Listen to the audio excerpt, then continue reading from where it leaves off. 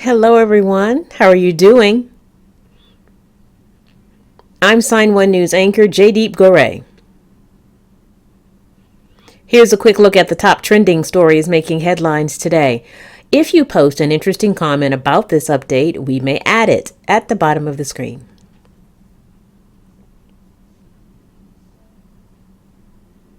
Today, the U.S. Justice Department is celebrating a landmark verdict.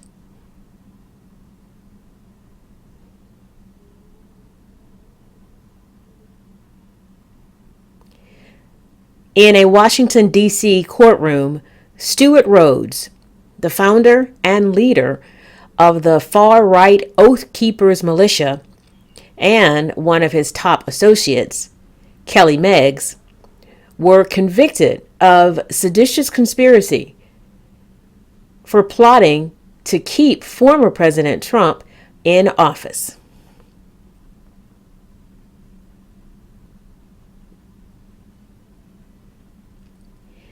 That is the most serious charge so far in any of the more than 900 criminal cases stemming from the Capitol attack on January 6th.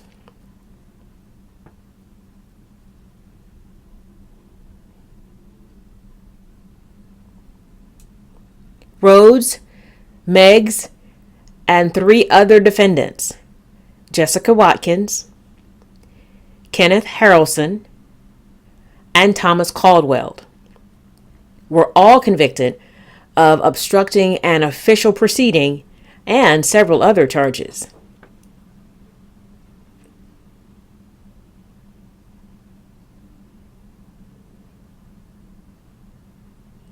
The Justice Department alleged that the Oathkeepers conspired to forcibly stop the peaceful transfer of power and plotted to attack the U.S. Capitol on January 6th. This trial was the first of 3 seditious conspiracy cases scheduled to start this year. And it was a major test of the Justice Department's ability to hold January 6th rioters accountable. The sedition conspiracy charge would send the defendants to jail for 20 years. Sentencing typically happens 90 days after the verdict.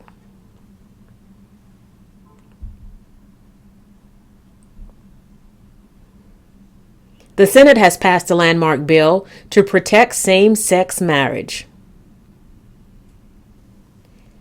12 Republicans voted with Democrats to pass the Respect for Marriage Act. The purpose of the bill is to protect same-sex marriage if the Supreme Court overturns the 2015 decision that legalized it. It also protects interracial marriage. The bill does not prohibit states from banning those marriages.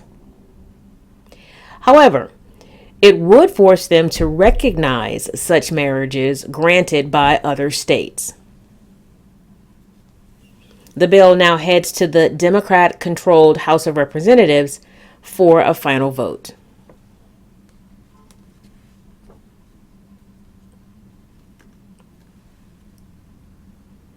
Take a look at this. You're looking at brand new video of the ongoing eruption from Hawaii's Mauna volcano. It is the world's largest active volcano. It started erupting on Sunday for the first time since 1984. The U.S. Geological Survey, USGS, says the lava fountains seen here measure 115 to 148 feet high. According to the USGS, the lava flow at this point was several yards thick.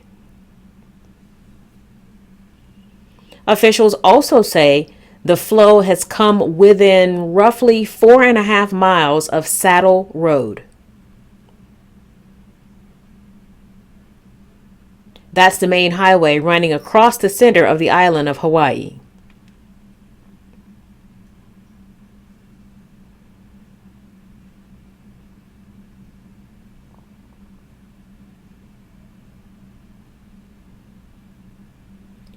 Prince William and his wife, Kate, made their first visit to the U.S. since becoming Prince and Princess of Wales.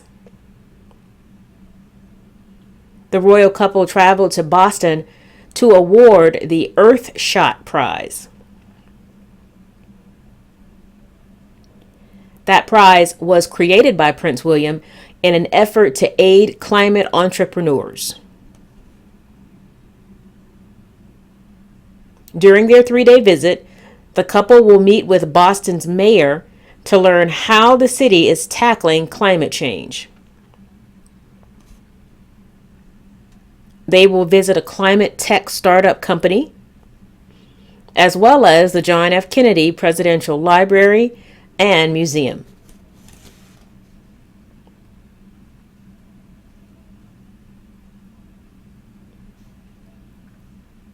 Actor Will Smith is finally opening up and talking about the infamous Oscars slap.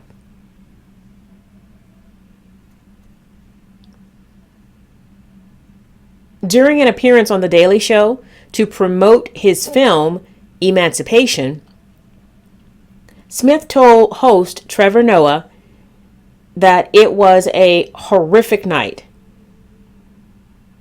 And he, quote, lost it when he stormed the stage and slapped comedian Chris Rock. Smith said he was going through something that night and there had been rage bottled up for a long time, but that did not justify his behavior. In July, Smith addressed the slap and issued a public apology on social media. The Academy has banned Smith from attending the Oscars for the next 10 years.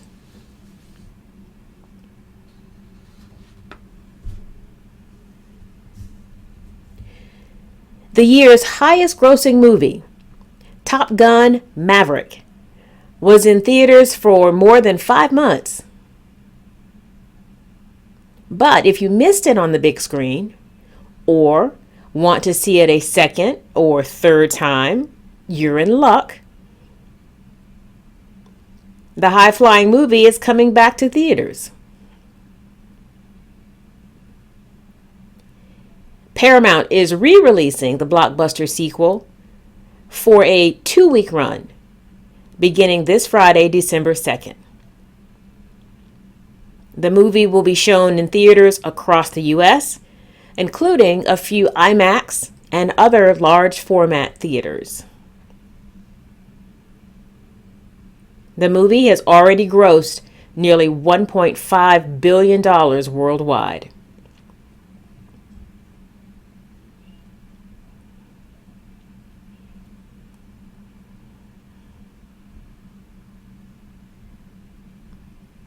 A Florida man named Scott Klein wanted to propose to his fiancée in a romantic, recreated scene from the movie Titanic, standing on the bow of a boat in the ocean.